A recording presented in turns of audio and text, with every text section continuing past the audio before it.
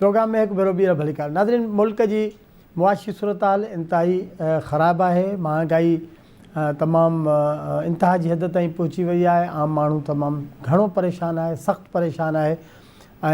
बे तरफ़ जो IMF सां मुआहदे के हवाले से जेके शर्त हैं उहे अॼु वज़ीर आज़म साहब एक तकरीब में ॿुधायो त समूरा शर्त मंझी विया आहिनि ऐं IMF के हाणे बहानो को भी न मिलंदो ऐं IMF जेको आहे सो जल्द ही उन सां मुआहदो थी वेंदो।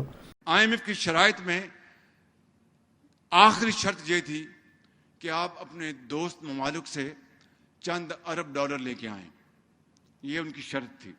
जब चीन ने देखा कि पाकिस्तान के लिए कांटे बिछाए जा रहे और मुश्किलात में पाकिस्तान गिर रहा है, तो उसने चीन ने हमें 2 अरब डॉलर तो उन्होंने जो हमें दिया हुआ था, हमें गवर्नमेंट टू गवर्नमेंट कर्जा, उसको उन्होंने रोल ओवर कर दिया। इंतहाई शुक्रगुजार हूं मैं अपने UAE का, जिन्होंने हमें 3 अरब डॉलर दिए, हमें 3 अरब डॉलर।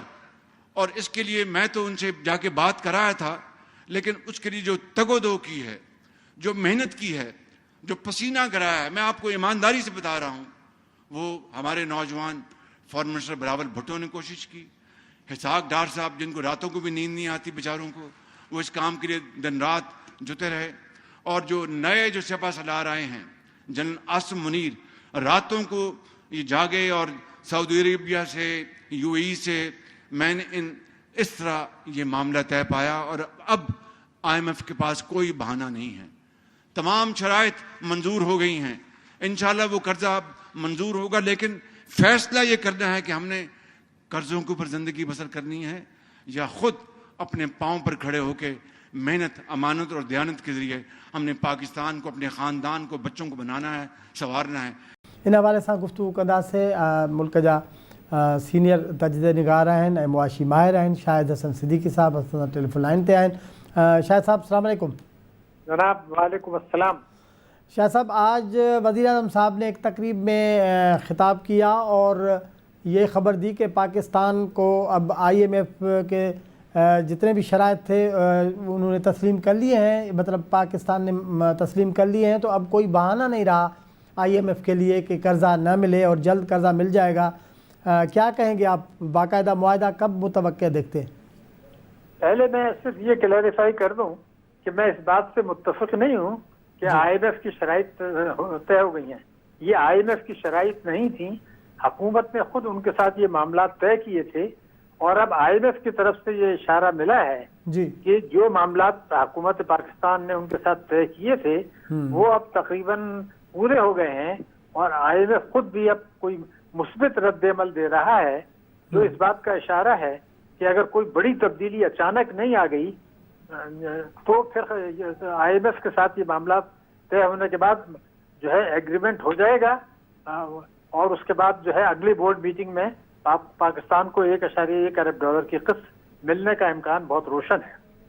अच्छा शाह साहब, इसमें ज़ाहिर है जो शराइत थे वो बाकी तो बहुत सारे थे, लेकिन आखिर में जो IMF की तरफ से शराइत आ रहे थे वो ये कि आपके जो दोस्त ममालिक हैं उन वो ये यकीन दहानी कराएं कि वो आपको पैसा देंगे या जो भी कर्ज़ा है रोल ओवर करेंगे या जो भी है, इस तरह का कुछ तस्दीक कराना चाह रहा था ये IMF।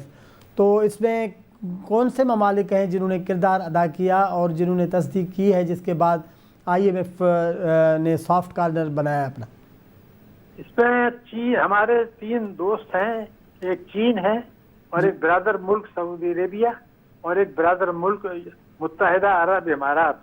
इन सब ने यकीन दहानी भी कराई है, IMF को भी यकीन दहानी कराई है और उनके अमली इक़दामात भी नजर आ रहे हैं।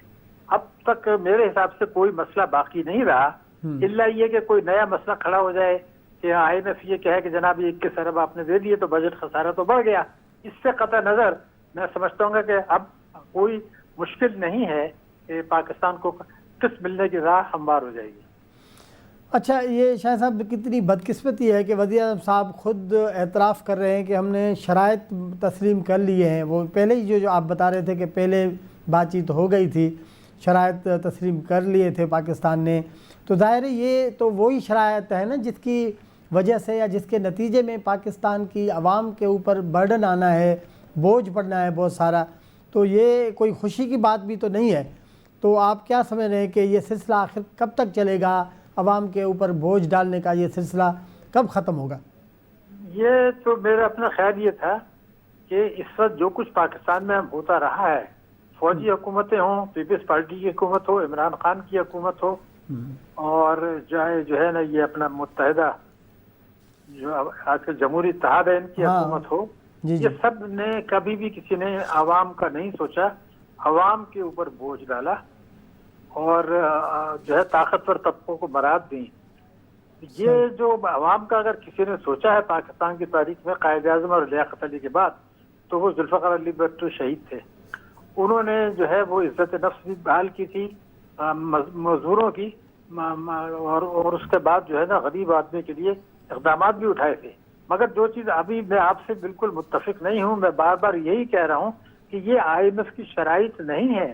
مگر حکومت تو کیا میڈیا بھی اس بات پہ ضد کر رہا ہے کہ یہ IMF کی شرائط ہے. میں آپ کو ثبوت یہ دینا چاہتا ہوں. ہمیں سمجھنا چاہیے کہ IMF کی جو مینیجنگ ڈائریکٹر ہیں ان کا ایک بیان پاکستان میں بھی شائع ہوا ہے اور باہر بھی شائع ہوا ہے. جی اس میں انہوں نے یہ کہا کہ مجھے پاکستان کے عوام سے ہمدردی ہے، اور ہم نے IMF نے پاکستان سے یہ کہا تھا کہ آپ مالدار لوگوں سے ٹیکس لیں، ان کے پاس جو دے سکتے ہیں ان سے انکم ٹیکس لیں. لیکن حکومت نے، جیسے ماضی کی حکومتیں کرتی نہیں تھیں، یہ کہا کہ جی ہم تو انکم ٹیکس نہیں لے سکتے مالدار لوگوں سے، ہم تو اشیاء کے اوپر جنرل سیلز ٹیکس لگا دیتے ہیں. تو اشیاء پہ جب آپ جنرل سیلز ٹیکس لگاتے ہیں تو اس کا مطلب یہ ہوتا ہے کہ جو آدمی بیچارہ فٹ پاتھ پہ بھی پڑا ہے اور وہ خود خیرات صدقات لے رہا ہے، وہ بھی 18% GST دے رہا ہے. تو ہم نے تو خود یہ کہا، تو IMF نے یہ کہا بھائی یہ تو آپ کا مسئلہ ہے، ہم نے تو آپ کو مشورہ دیا تھا کہ آپ مالدار لوگوں سے ٹیکس لیتے، اب آپ نہیں لینا چاہتے، یہ آپ کی مرضی ہے، آپ غریب سے لینا چاہتے ہیں لے لیجئے، ہم آپ کے معاملات میں مداخلت نہیں کرتے. ماضی میں بھی یہی کہتے رہے تھے، آج پھر یہی تماشا ہوا ہے. لیکن ہمارا میڈیا بھی ابھی تک ضد کر رہا ہے کہ IMF کی شرائط ہے نمبر 1. لیکن جب تک عوام بیدار نہیں ہوں گے، جو کہ نہیں ہے، اور مجھے جو سب سے زیادہ شکایت ہے وہ پاکستان کے ان کروڑوں غریب عوام سے ہے جو گھر میں جا کے بیوی بچوں کے ساتھ مار پیٹ کرتے ہیں اور اس کے بعد جو ہے نا رونا پیٹنا کرتے ہیں، اور باہر نکل کے زندہ باد کے نعرے لگاتے ہیں، اور باہر نکل کے جلسہ اگر 12 بجے جو ہے رات کو 10 بجے ہے تو 6 گھنٹے پہلے جا کے وہاں بیٹھ جاتے ہیں، اور کبھی کوئی احتجاج صحیح معنوں میں نہیں کرتے کہ پریس کلب میں آئیں، آپ کے چینل پہ آئیں، آپ سے درخواست کریں کہ جی ہم آئیں، ہم سے بات کریں اور لوگوں کو حکومت پر دباؤ ڈالیں. یہ دباؤ عوام کی طرف سے بھی نہیں ہے، ان کا جو بھی پریشر ہے اپنی اولاد اور بیوی بچوں پر ہے، ان کو بھی اپنی سوچ بدلنی ہوگی، میڈیا کو بھی بدلنی ہوگی. اور جو چیز میں افسوس سے کہہ رہا ہوں کہ آپ اگر 24 گھنٹے الیکٹرانک میڈیا کو دیکھ لیں تو وہ آئینی مسائل پہ بات کر رہے ہیں، وہ سیاسی مسائل پر بات کر رہے ہیں، غربت، بے روزگاری، مہنگائی، عوام کے ساتھ ظلم و ستم، اور یہ بات نہیں کر رہے کہ بھئی بھارت میں مہنگائی 6% ہے، پاکستان میں مہنگائی 35% ہے، بھارت کی شرح نمو جو ہے وہ 6.5% ہے، پاکستان کی شرح نمو 0 ہے، پاکستان کا ڈسکاؤنٹ ریٹ 21% ہے، بھارت کا ڈسکاؤنٹ ریٹ 6.5% ہے. یہی بنگلہ دیش بھی ہم سے بہتر ہے. تو آخر یہ کیوں ہو رہا ہے؟ یہ کرنے کے بجائے آئینی مسائل میں الجھ گئے، سیاسی مسائل میں الجھ گئے کہ فلاں وزیر نے کیا کہا، پرائم منسٹر نے کیا کہا، عمران خان نے کیا کہا، قوم کو کیا دلچسپی ہے ان باتوں سے؟ یہ بڑا سنگین مسئلہ ہے. بالکل صحیح کہہ رہے ہیں. اچھا اب پھر سنائی دے رہا ہے کہ پیٹرول اور ڈیزل کی قیمتیں بڑھنے والی ہیں، عید پہ یہ تحفہ بھی ملے گا عام آدمی کو خاص طور پہ. دیکھیے ایسا ہے کہ ہم نے جو معاملات طے کیے ہیں تو بدقسمتی یہ ہوئی کہ روپے کی قدر خود اس حکومت نے گرائی اور اسٹیٹ بینک نے گرائی. اس لیے کہ جب عمران خان نے معاہدہ توڑا تھا اس وقت ڈالر جو تھا 178 روپے کا تھا فروری 2022 میں، آج یہ 285 کا ہے یا 287 کا ہے. تو ہر امپورٹ جو ہے وہ مہنگی ہو رہی ہے کیونکہ وہ پہلے جو ہے 182 سے کنورٹ ہوتی تھی، ابھی 285 سے ہو رہی ہے. تو اگر $60 ارب کی آپ کی امپورٹ ہے تو 7,000 ارب روپے تو یہی بڑھ گئے. پھر حکومت کی کسٹم ڈیوٹی اور سیلز ٹیکس بھی ہے.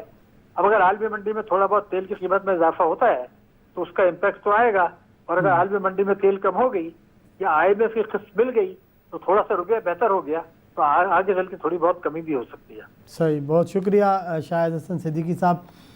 ناظرین پروگرام میں وقت पुॼाणी जो थी वियो आहे. असां ईंदड़ हफ़्ते वरी नवनि इशू सां गॾु अव्हां जे आरियो हाज़िर थींदासीं. तेसिताईं अलाह निगहबान.